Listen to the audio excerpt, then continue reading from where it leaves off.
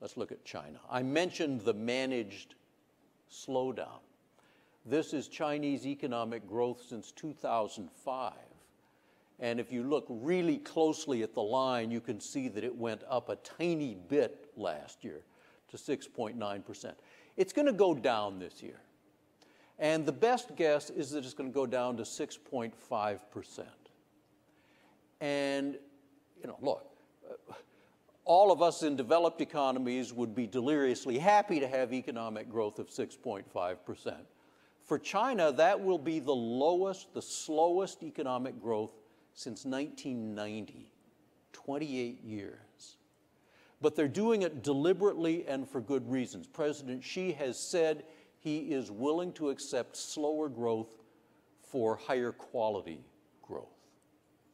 He knows that the reason they've been able to maintain such high growth has been through policies that were not prudent, and now they've got to face reality and solve these problems. And so this is what they call the critical battles. They are forecasting 3 years of what they call critical battles.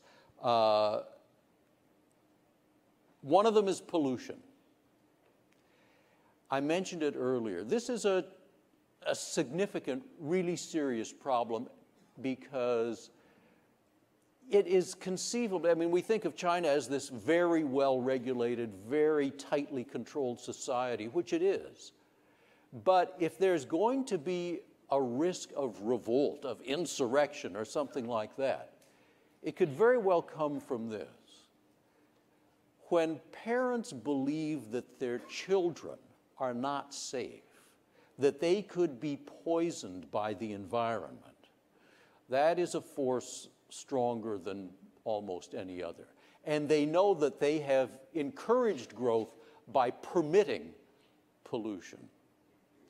They're going to have to fix the pollution now, and that probably will slow down growth. It may slow down industrial production because a lot of the pollution comes from industrial activity, but they have to do it. Another critical battle is poverty.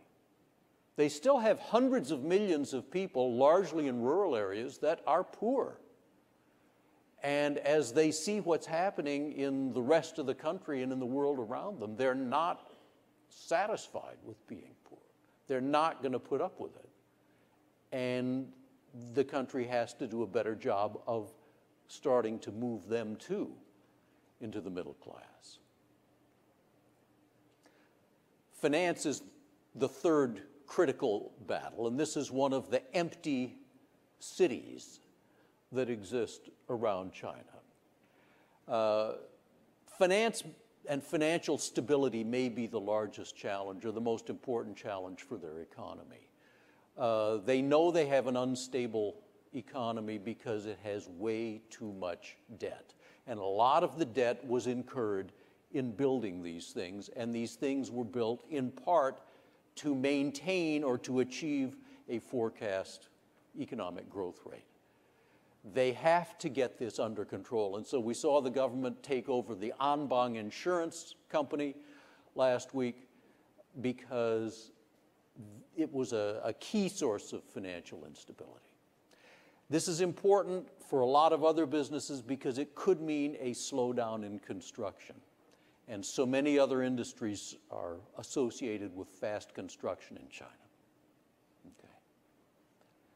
Risks, trade war, we've already talked about it. That's steel pipe in China. Bad news for China, bad news for the rest of the world, America in particular, if it happens. One other thing on China, look at the long term. They look at the long term. That's how they think of the world. After all, this is a country with a continuous 4,000-year history. They think in the longer term. The One Belt, One Road project will be the largest infrastructure project in all of history, and assuming it succeeds in what it means to do, it will be extremely important in extending China's influence around the world. It'll take years to do, many years. That's no problem. We should not forget about this as we look at the more immediate issues.